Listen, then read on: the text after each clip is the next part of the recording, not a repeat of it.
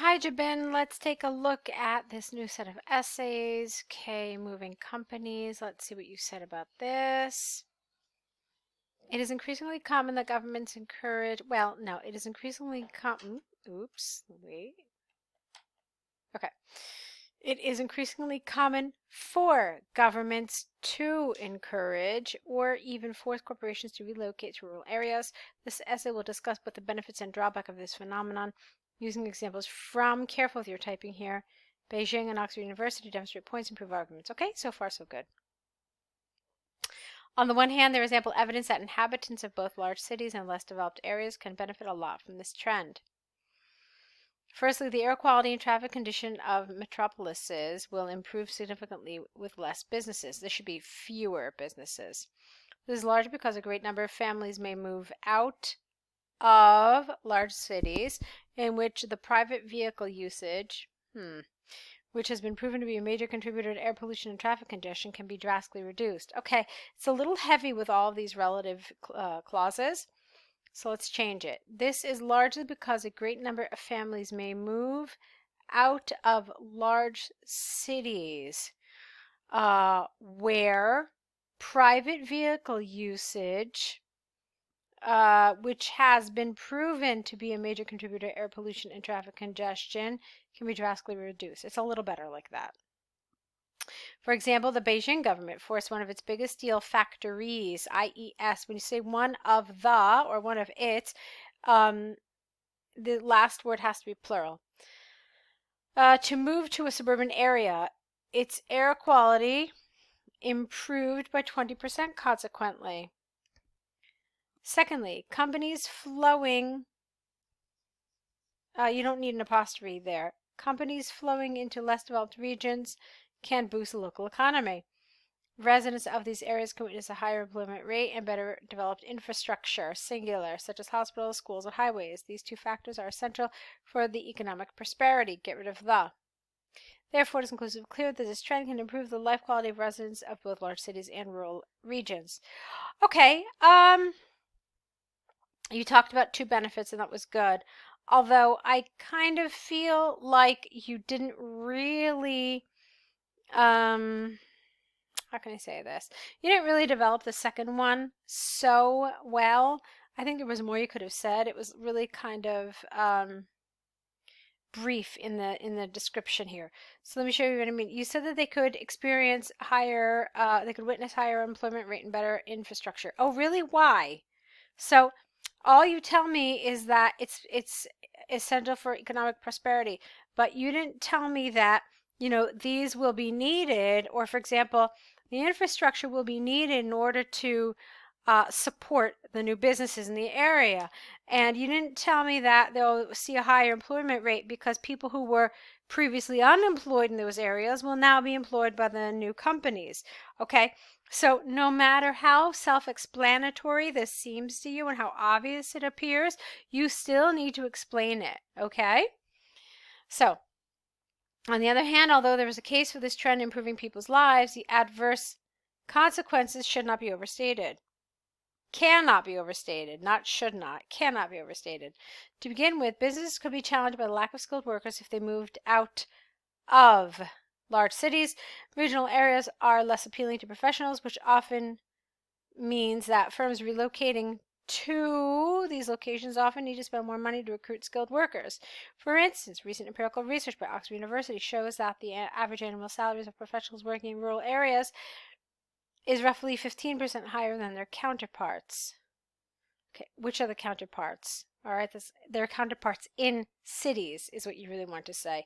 In addition to this, the lifestyle of rural regions may be completely changed. With increased business activities, the peaceful and relaxing lifestyle of these regions will be replaced by a dynamic and vibrant one. Okay, this change may make some residents feel uncomfortable and force them to migrate to other regions. Consequently, it is possible to state beyond doubt, without the that this phenomenon can negatively influence firms and people who live in rural regions. Okay, that was pretty clear. To conclude from the arguments and examples given, there are both positive and negative impacts as more companies are pushed to relocate to regional locations. Only a comprehensive plan, you're missing a word here, only if a let's see. Let's try it again.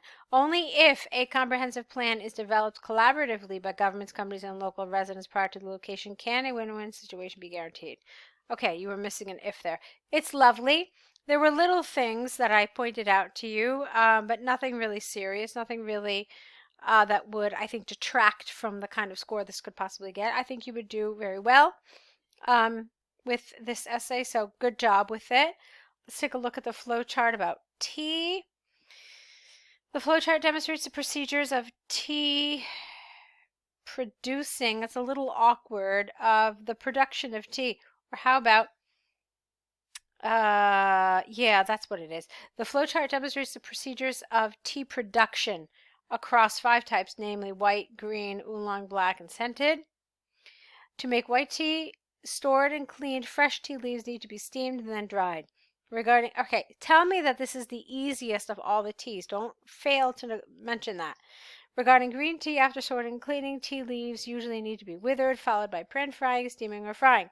The last step for green tea production is what it should be, is rolling and shaping. In other cases, tea leaves also need to be dried with jasmine. It is more complicated to produce oolong and black tea. Good. After withering the stored and cleaned tea leaves, leaf edges should be bruised in baskets by shaking or rolling.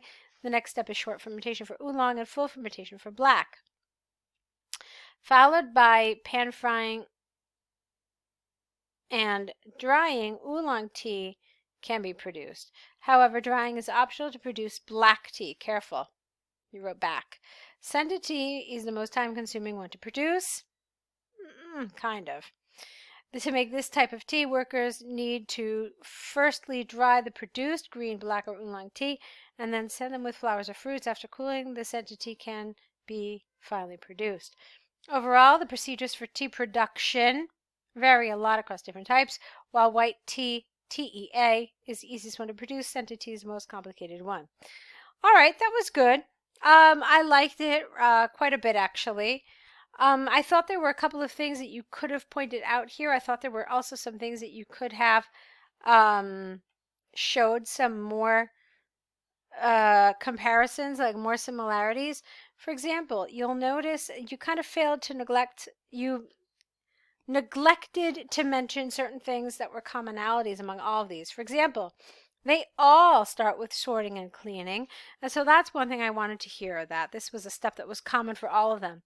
Also, the final step for all 4 is drying. That was another thing you could have mentioned. It was common to all of them. You did mention that white tea is the easiest, but you also could have mentioned that the other 3 tea leaves, 3 types, are withered. Okay?